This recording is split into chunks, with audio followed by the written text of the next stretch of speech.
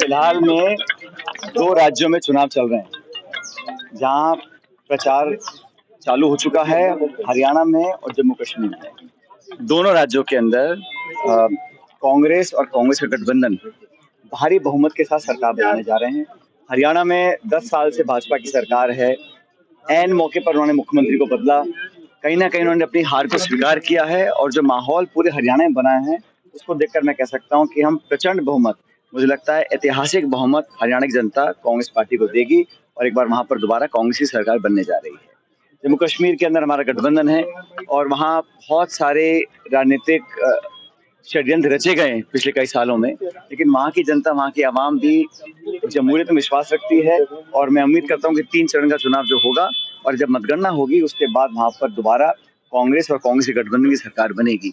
India alliance का जो एक राष्ट्रीय गठबंधन बना है वो लगातार आगे बढ़ रहा है। हम लोगों ने हरियाणा में भी कम्युनिस्ट पार्टी को एक सीट दी है। ये इस बात को दिखलाता है कि कांग्रेस पार्टी सबको साथ लेकर चलना जानती है और आगे चल भी रही है। बाकी 2 राज्य हैं झारखंड, महाराष्ट्र, वहाँ पर भी चुनाव होने हैं और मुझे बड़ा आश्चर्य है कि वो दल, वो पार्टी, वो सरकार जो दावा करते थे कि एक राष्ट्र एक चुनाव कराने का, वो ऐसा माहौल नहीं बना पा रहे हैं जहाँ निर्वाचन आयोग 4 राज्यों के चुनाव एक साथ करा सकता है। राजस्थान में अनेक उपचुनाव होने बाकी हैं, उत्तर प्रदेश में उपचुनाव होने बाकी विधानसभा के, उसकी भी घोषणा अभी तक हुई नहीं है। तो कहीं ना कहीं कथनी करनी में फर्क है, लेकिन ये बात स्पष्ट है कि अ, राहुल गांधी जी के नेता प्रतिपक्ष बनने के बाद जिस तरह का रवैया सरकार का रहा, सरकार अब बैकफुट पर है। एजेंडा विपक्ष तय कर रहा है, जवाबदेही हम तय कर रहे हैं, सदन के अंदर, सदन के बाहर। तमाम मुद्दों पर सरकार को बैकफुट पर आना पड़ा। जो विधेयक लेकर आए पार्लियामेंट में, उस पर उनको विड्रॉ करना पड़ा। तो जो बहुमत का घमंड और अहंकार 10 साल था, वो जनता ने 4 जून को उतार दिया है। 4 जून के बाद एक नई सच्चाई, नई असलियत देश के सामने आई है और मुझे खुशी है कि राहुल गांधी जी ने कांग्रेस पार्टी के आग्रह को स्वीकार किया, नेता प्रतिपक्ष बने हैं और जिस प्रकार वो सरकार की जवाबदेही तय कर रहे हैं, वो भी अपने आप में एक बदले हुए माहौल को दर्शाता है। और मैंने देखा है जब भी भाजपा बैकफुट पर आती है, वो सीधा सीधा राहुल गांधी जी को टारगेट करते हैं। वो कोई स्टेटमेंट देते हैं, सरकार को कटघरे में खड़ा करते हैं, तो उनके ऊपर लांछन लगाना, विरोध करना, ये उनकी आदत बन चुकी है। लेकिन हमें जनता में पूरा विश्वास है, कांग्रेस पार्टी लगातार मजबूती से आगे बढ़ रही है। जिन जिन राज्यों में चुनाव होंगे, वहाँ पे हम सरकार बनाएंगे और जहाँ विपक्ष में है, वहाँ पर भी नई ऊर्जा कार्यकर्ताओं को मिली है, नेताओं को मिली है। और जिन राज्यों में मैं दौरे करता हूँ, वहाँ पर लगातार मैं देख रहा हूँ एक बदलाव हो रहा है।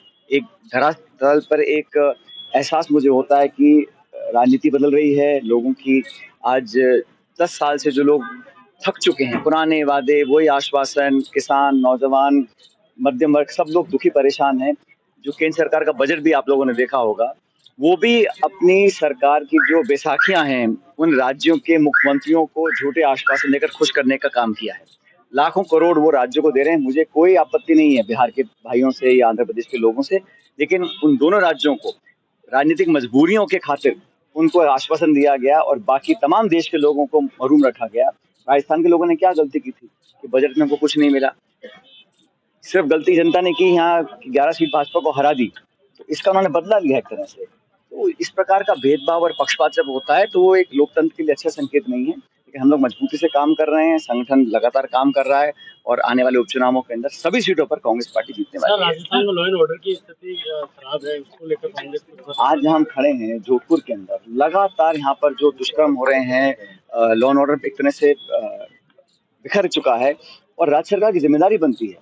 अब आज भी मैं देखता हूँ केंद्र सरकार तो मनमोहन सिंह जी को कोसती है कि 10 साल पहले यूपी सरकार ने ये किया, वो किया, लेकिन आपके हाथ में लॉ एंड ऑर्डर है और ऐसा कोई जिला नहीं है जहाँ पर डकैती, बलात्कार, दुष्कर्म, तमाम तरह के एंटी सोशल एलिमेंट्स अपने पैर पसार रहे हैं और सरकार नाकाम है।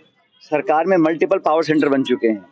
किसी को मालूम नहीं कि कोई मंत्री कैबिनेट में है कि नहीं है। संगठन कुछ बोलता है, सरकार कुछ बोलती है, सरकार में 3 लोग अलग बातें बोलते हैं। तो ये जो बिखराव है बहुत जल्दी हो गया। आमतौर पर 3-4 साल के बाद एक खिंचाव होता है सरकारों के अंदर, लेकिन यहाँ मैं देख रहा हूँ कि बहुत शुरुआत में ही अलग अलग सत्ता के केंद्र बन गए हैं। उसका नुकसान लोगों को होता है। जो नीति निर्माण होती है, गवर्नेंस होती है, ग्रामीण क्षेत्रों में विकास बिल्कुल ठप पड़ा है। जिनके वर्क ऑर्डर हम दे के गए थे, उन कामों को भी नहीं करा पा रहे हैं।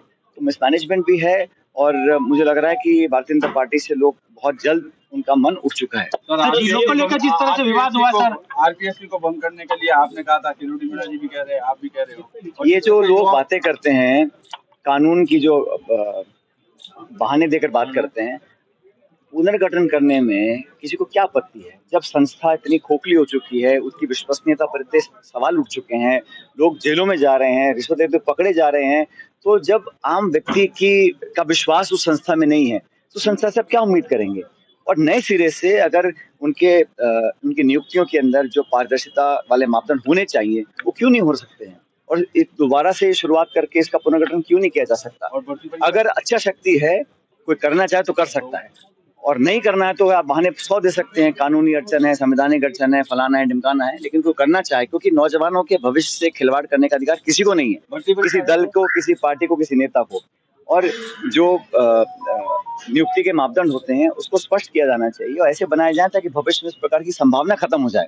तो आरपीएससी की विश्वसनीयता खत्म हो चुकी है, उसको जीवित करना बहुत जरूरी है, क्योंकि नौजवानों का भविष्य जो है इस पे टिका हुआ है। और रोजगार के मुद्दे पर भाजपा बैकफुट पर ही है, और रोजगार आप घोषणा कर रहे हैं कि हमने 4 लाख नौकरियों का संकल्प लिया है।